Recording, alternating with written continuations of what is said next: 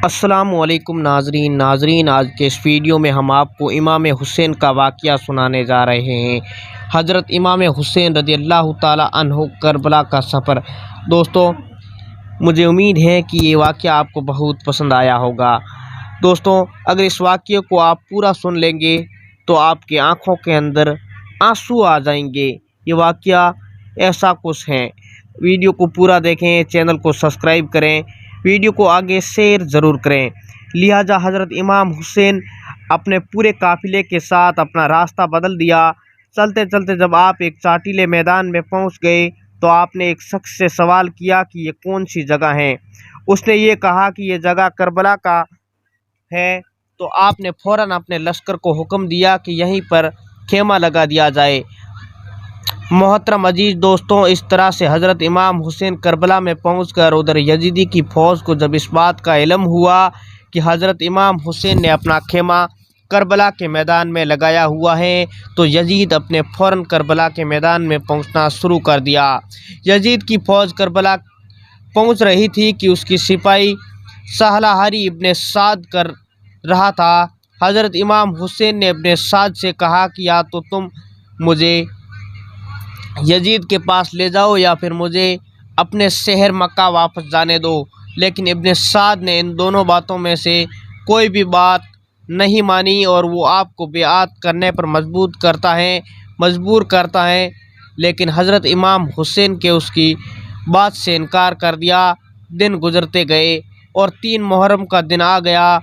اب ظالم یزید نے امام حسین کے سامنے 22,000 سپاہیوں کا لشکر بھیج دیا۔ دوسری طرف حضرت امام حسین کے ساتھ 82 لوگ تھے، جس میں سے عورتیں اور بچے بھی شامل تھے۔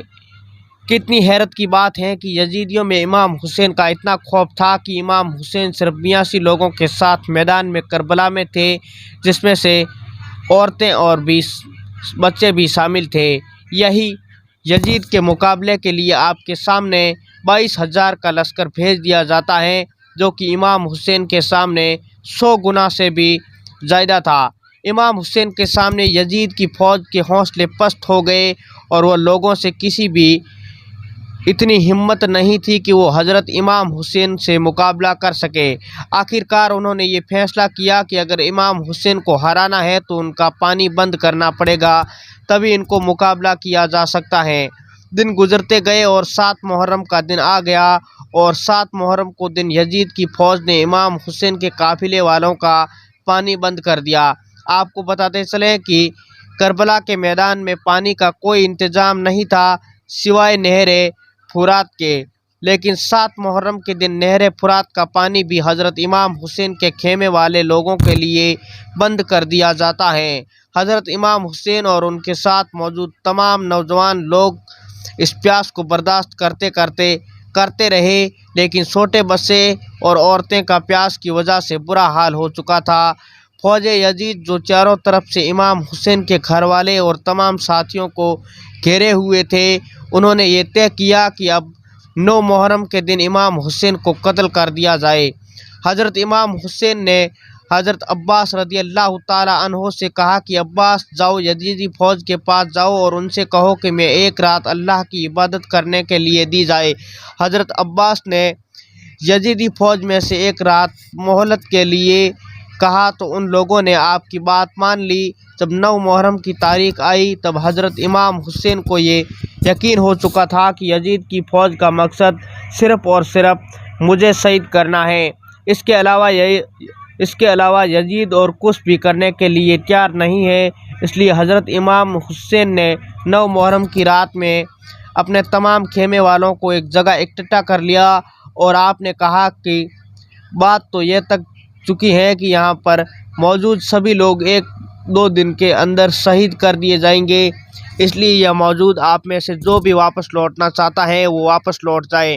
حضرت امام حسین نے فوراً خیمے کے اندر جل رہے دیوں کو بجھوا دیا اور اندھیرا کروا دیا تاکہ جو بھی جانا چاہتا ہے، اور تھوڑی دیر کے بعد دیوں کو دوبارہ جلایا گیا تو سارے لوگ بیٹھ کر آنسو بہہ رہے تھے، یعنی کوئی بھی حضرت امام کو چھوڑ کر جانے کے لیے تیار نہیں تھا۔ आखिरकार 10 मुहर्रम का दिन आ गया। हज़रत इमाम हुसैन यजीद की फ़ौज के बीच जंग होना शुरू हो गया। एक तरफ यजीद की एक बड़ी फ़ौज थी तो दूसरी तरफ इमाम हुसैन के साथ 72 लोग थे। इतने में फ़ौज यजीद की हमला शुरू हो जाता है और हर एक शहीद शहादत का जाम पी गया। कभी हुर शहीद होते हैं तो कभी कासिम शहीद होते हैं तो कभी अली अकबर शहीद होते हैं तो कभी ओने मोहम्मद शहीद होते हैं। तो 3 दिन के प्यासे इमाम हुसैन के घर वाले और तमाम लोग यजीद फ़ौज में जंग करते करते एक एक करके शहीद हो गए। हज़रत अब्बास अलमदार ने हज़रत इमाम हुसैन के 6 महीने के बेटे अली अस्कर की प्यास नहीं देखी गई। आपने एक मिस्कीजा लिया और घोड़े पर सवार होकर नहर फुरात के किनारे पहुंच गए और आपने एक मिस्कीजा भर लिया। लेकिन जब आप पानी लेकर वापस लौटने लगे तो यजीदी फ़ौज के ऊपर लगातार तीर बरसाना शुरू कर दिया। हज़रत अब्बास जब तक हज़रत इमाम हुसैन के खेमे तक पहुंच पाते तब तक यजीदी फ़ौज ने तीर चलाकर हज़रत अब्बास आलमदार को शहीद कर दिया। इस तरह से हज़रत अब्बास आलमदार भी शहीद हो गए। इस तरह से एक एक करके तमाम अहले बैत, नौजवान और हाशमी शेर शहादत का जाम पी लेते हैं। धीरे धीरे करके सब हज़रत इमाम हुसैन के सभी अफराद शहीद हो गए। तो उसके बाद हज़रत इमाम हुसैन ने खुद मैदान में तलवार लेकर निकलने का फ़ैसला किया। इमाम हुसैन ने अपनी तलवार से काफ़ी लंबे वक्त तक यजीद का मुकाबला करते करते हज़रत इमाम हुसैन के तन्हा होने के बावजूद भी आप मुकाबले में कोई नहीं आना चाहता था। और सिर्फ उसकी वजह थी कि वो हज़रत अली के बेटे थे। उस वक्त यजीद की फ़ौज का एक कमांडर इब्न साद को ये यकीन हो चुका था कि हम किसी भी तरह से हज़रत अली के बेटे का मुकाबला नहीं कर सकते। इसलिए उसने अपने तमाम फ़ौजियों को इमाम हुसैन के ऊपर एक साथ हमला करने का ऑर्डर दे दिया। तमाम लोग हज़रत इमाम हुसैन पर एक साथ मिलकर हमला कर रहे थे, लेकिन उसके बावजूद भी इमाम हुसैन लगातार ये साबित कर रहे थे कि बातिल चाहे तादाद में कितने भी हो लेकिन वो हक़ और सच का मुकाबला बिल्कुल नहीं टिक सकता। जब हुसैनियत और यजीदियत के बीच बड़ी ही ख़तरनाक जंग चल रही थी तो इसी बीच नमाज असर का वक्त हो गया। हज़रत इमाम हुसैन ने ऐसी मुश्किल वक्त में, ऐसी ज़ख्मी हालात में भी असर की नमाज़ पढ़ने का इरादा किया। आपने जैसे ही नमाज़ पढ़ना शुरू किया कि यजीद की फ़ौज को वो मौका मिल गया जिसका वो लोग लंबे समय से इंतज़ार कर रहे थे। यानी जैसे ही हज़रत इमाम हुसैन सजदे में गए और सिमर जिल रोशन ने अपनी गर्दन तलवार पर चलाकर आपके सिर मुबारक को जिस्म से जुदा कर दिया।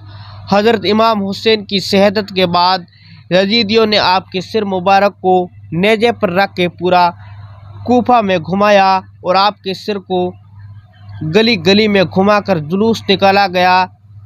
करबला की इस जंग में हज़रत इमाम हुसैन के घर वालों में से सिर्फ आपकी एक औलाद ही बच सकी थी जिसका नाम हज़रत जुनैद अब्दीन था। इसके अलावा हज़रत इमाम हुसैन के घर वालों की तमाम औरतें को कैदी बनाकर कूफा लाया गया।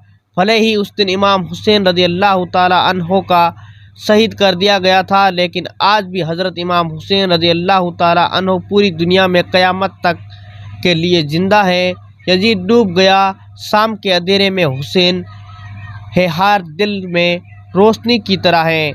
दोस्तों, अल्लाह ताला की बारगाह में हम अल्लाह से सैयद इमाम हुसैन रज़ियल्लाहु ताला अन्हु से सच्ची मोहब्बत करने की तौफीक दे और लिखने में और वीडियो बनाने में हमारी कोई कमी हो तो अल्लाह ताला माफ़ करे।